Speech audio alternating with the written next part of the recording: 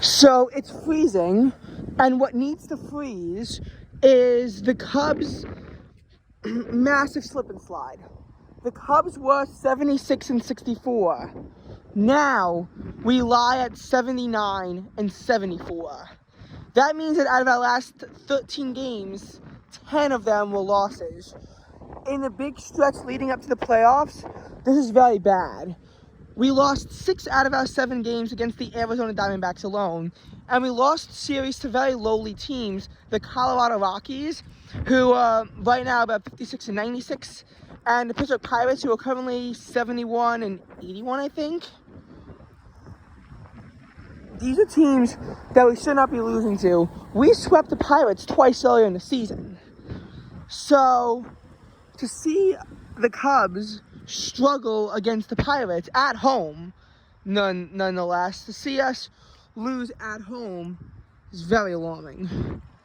Eventually, I will make a screencastify outlining all of the playoff chances, and what does make me happy is seeing the Rockies, up. The Rockies down 6-0. They are in Chicago, so maybe we can get a series win at home. At home in Chicago with that home field advantage. Maybe we can pull off 2 out of the 3 wins. I don't think we're good enough to sweep them anymore, and that's very bad news, especially considering our opponents next. What I was hoping with the Pirates series is that we'd get another sweep or at least another series victory against the Pirates, because the Pirates suck, and get into a position where, okay, Marlins, if they collapse, which, to be quite honest, the Marlins did actually shit the bed against the Mets, losing 2 out of 3.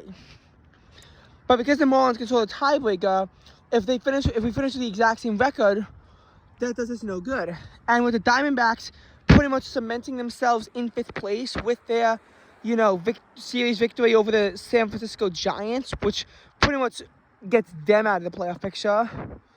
I mean, it's still a really bad position, a position that we don't want to be in as the Chicago Cubs. And the Cincinnati Reds are also right on our asses. And the Cincinnati Reds also control the tiebreaker over the Cubs because they had a 5-4 lead and we could only split the series in the beginning of September. We couldn't actually win the series. All we could do was simply split it. So, I mean, none of this is, exactly good news. The Marlins have to take on the Milwaukee Brewers. Had the Cubs lost and the Brewers won, it would, number one, put the Cubs and Marlins right at the same spot where Marlins control a tiebreaker.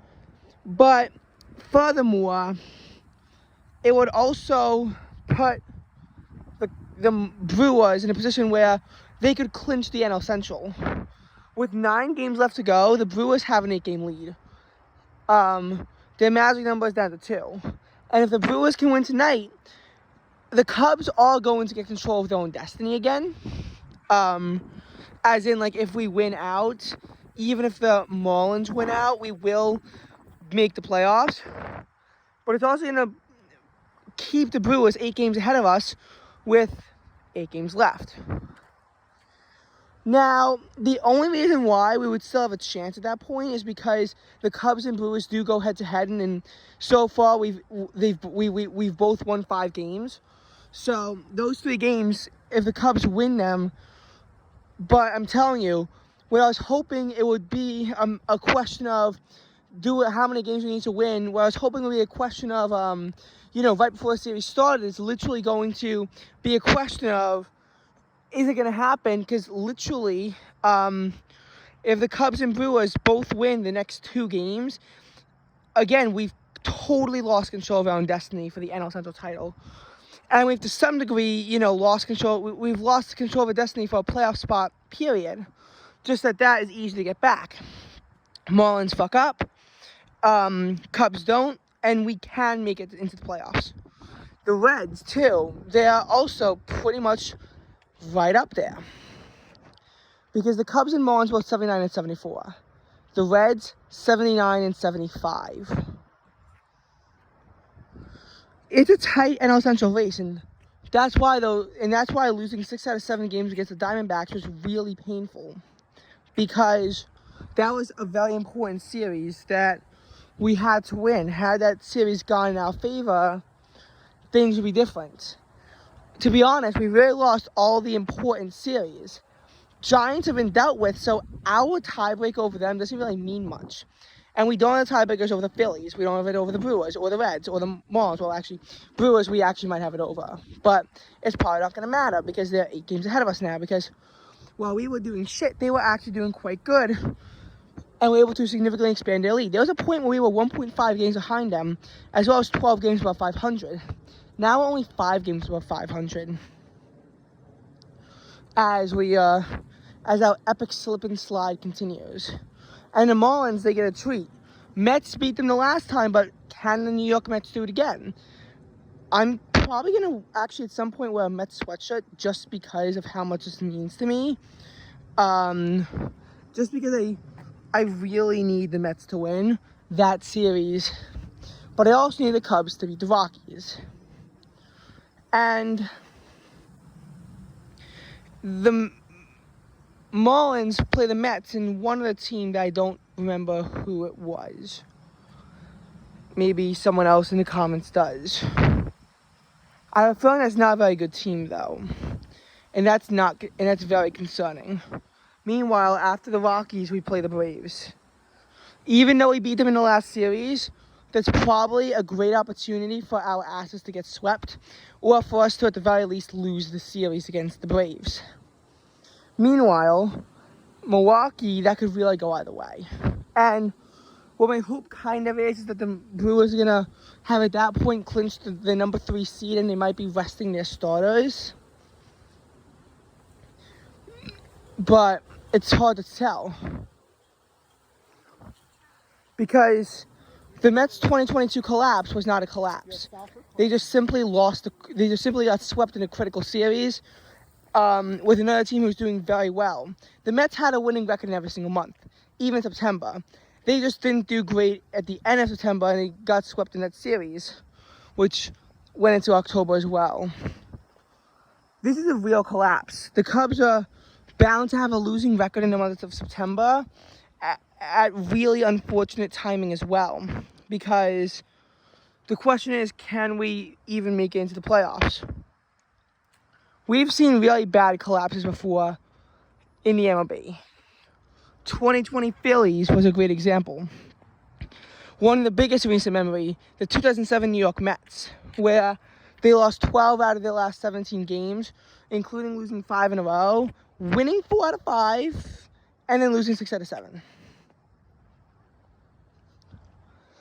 They managed to get the player hope to the lives to the last day, where if they had won that last game, they would have actually been put into a very confusing tiebreaker system where the Mets would be tied with the Phillies for the NL East title and with the Padres and Rockies for the wild card spot. It would be a mess to sort out. So while the Mets losing, kind of solved the issue, it still caused problems because the Mets obviously missed out on the playoffs. So, yeah. That would be that. So hopefully the Cubs can step it up. I mean, we did so far today, but the Rockies can really ruin anyone's dreams. And let's just see what happens. Maybe the Diamondbacks will have an epic collapse, just the same way the Cubs did. But I tend to find it unlikely. And really, some of these teams are doing everything they could do. Like the Diamondbacks lost 3 out of 4 against the Mets. Really put us in a great position when the Mets won 3 out of those 4 games. I mean, the Mets beat the Diamondbacks 6 out of 7 games, but the Diamondbacks beat us 6 out of 7 games. Really does us no good. Mets and Cubs split 3-3, by the way. Although I will say the Marlins sweeping the Braves really was not helpful. That's where we got put into that really bad position. I feel like a lot of times it feels like the Cubs are about to do something incredible and then they blow it. Like when they were down 8-1 against the Pirates game, rallied up to 8-6, And then the Pirates managed to then make it 11-7 and eventually 13-7 to finish off the game. Or when they lost 8-6, you know, the Pirates were up 3-1, and then they both got 5 runs between the last 2 innings, where it felt like maybe the Cubs could do something productive and they couldn't. This is what I'm saying though. They really gotta step it up. Stepping briefly into football land, the Giants lost to the 49ers. The 49ers are 3-0. The Giants are 1-2 now. I'm gonna be honest. I'm pretty happy about this. The Giants are pretty much. It's gonna be very hard for them to contend for the playoffs at this point. It is true that the 49ers are a very good team, but the Giants would be 0-3 right now if the Cardinals weren't trying to tank. Literally. I mean, it's just that tilted state again.